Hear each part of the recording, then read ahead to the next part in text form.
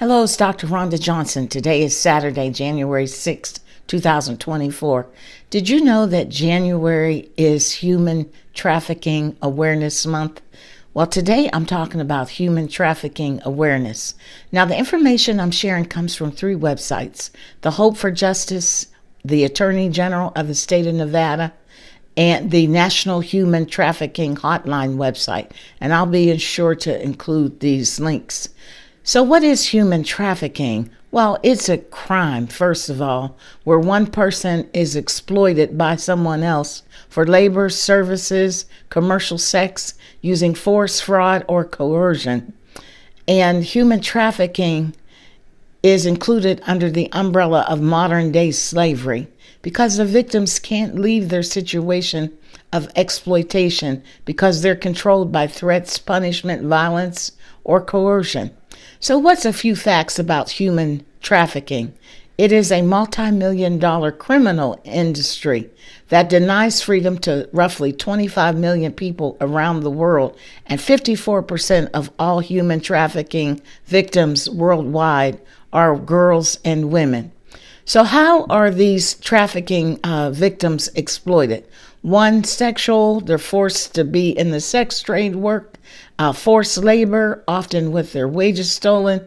Domestic servitude, where they have to cook, clean, give child care for little or no pay, often living in the home with their, quote, employer. Criminal exploitation, victims are forced to do shoplifting, panhandling, and drug selling, or forced marriage. That is extremely common. Globally, 22 million people are thought to have been forced into a marriage without their consent. Nearly all women and girls, often to an older man in another country. And then there's trafficking of human organs. Now, how do you spot human trafficking? It's one thing to say be aware, but what should you look for? Well, the Attorney General of the state of Nevada offers these helpful tips. One, people who appear malnourished, who show signs of physical injuries and abuse. They may avoid eye contact, social interaction. They may give a rehearsed response when they are in social interaction settings.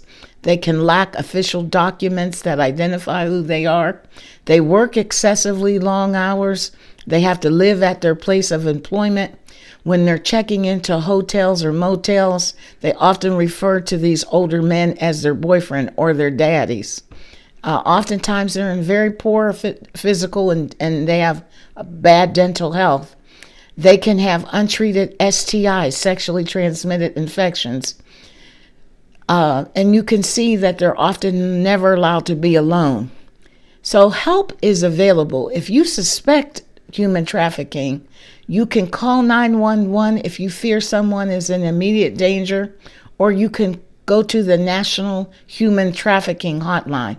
It's available 24 hours, 7 days a week, and they have English and Spanish. That National Human Trafficking Hotline number is 888-373-7888. Again, 888-373-7888. Or you can text star 233733. Or you can report it online. You can submit online through the anonymous reporting form. Go to humantraffickinghotline.org. So my point is, there are things that all of us can do, and awareness is step one. That's my message. Please visit those websites so that you can become more informed about human trafficking. Take care, folks.